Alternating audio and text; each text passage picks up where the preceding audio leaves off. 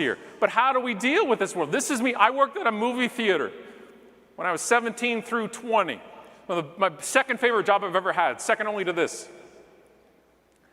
And I was a triple threat at this place. I was a bad box office attendant, a poor candy concession worker, and a lazy usher. I was the gift. I was hired to play softball.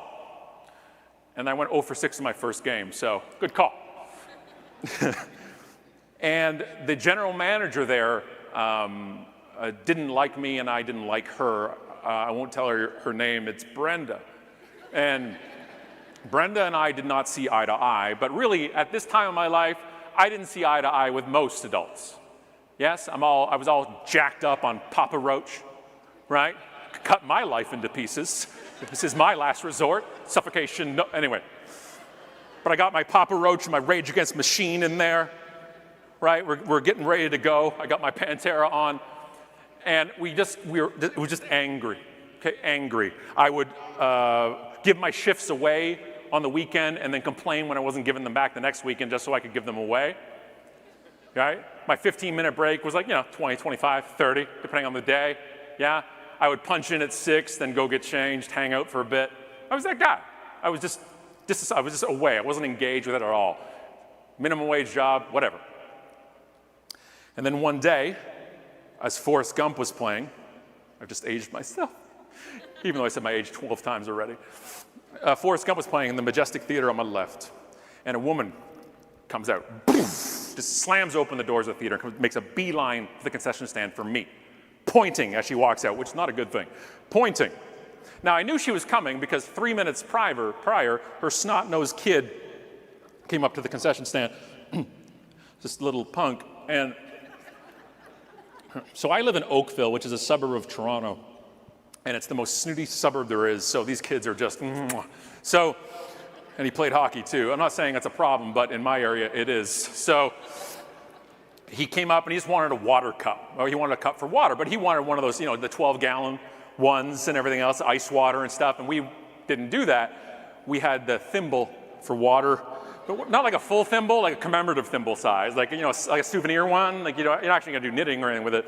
And so he's like, give me one of the large ones. And I'm like, actually, I have a special one for you, sir. There you go. And I found, here's a tip for you if you want to use this at your locations.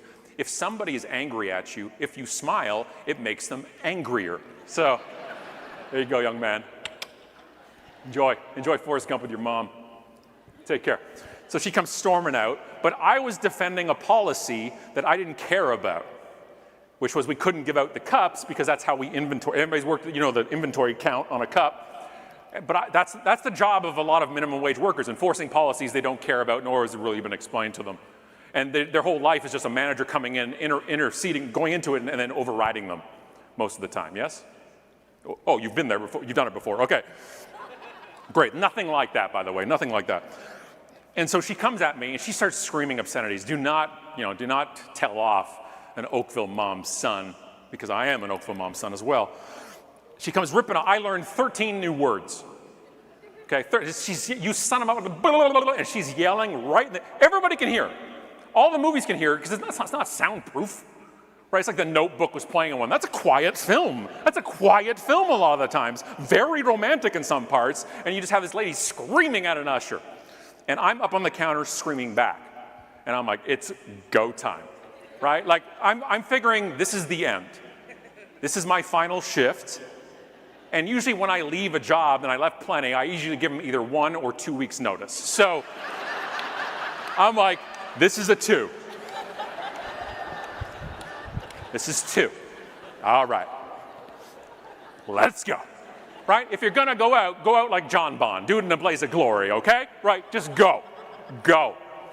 And as I'm getting riled up and yelling back at her, I just feel a hand on my shoulder, but not hard, not forceful. It's almost like it felt like a glow, like warm and gentle, and it was just leading me back without pulling me. And I'm like, Jesus? Is that you? I turn around, it's Brenda. She puts me behind her, so now she's between the customer and me, looks at the woman and says, lady, get the hell out of my movie theater. Oh, you can clap for Brenda, it's up to you. I wasn't clapping at the time, I was peeing. So nervous. But I'm behind Brenda like this. Yeah, what's up? Is your water cup now, huh? And Brenda's like, get out of my theater. You don't talk to people that way. You don't talk to Scott that way. And I'm like, you don't have to give her my name. That's cool. That's cool. You don't talk to Scott that way. You don't talk to anybody that way. Who do you think you are? Ah! It was rhetorical. Bye. She screams out of there. I'm gonna tell the paper. Or whatever thing they were gonna complain. This is before Twitter, so they're gonna complain to the local paper. You know, they just snap that one up real quick. And she leaves, and Brenda comes back to me, and I still think I'm gonna be fired because I said my own choice things. She just looks at me and goes, you okay? And I'm like, now, thank you. She goes, I got your back, and walked away. People, I tell you, I am not making this up. It changed my brain. I stopped giving away shifts. I came in on time. I didn't take breaks. Okay, I took breaks. I'm not a psycho, but like, you know. But my 15 was 15. Why? Why? She had my back. She had my back. If you do not have your team's back, you are not a team. You are a group of people. That's it. And when I was leaving the movie theater, when I was done, a year or so later, when I got fired for theft, I saw Brenda. Okay. I didn't. They never caught me. So before they had the computers, you know, just a till, so you could just like, yeah, one for you, one for me, easy peasy. So yeah, you're fine. You're fine. So, but I saw her, and I was leaving. I'd finished college. I was going to go start working in HR in downtown Toronto, and she's like, Scott, you know, I hated you when you first worked here. I'm like, well, again, good seeing you. Take care, you know. And she says, and you changed, and you're one of my best employees now. It's going to be sad to leave you. Right?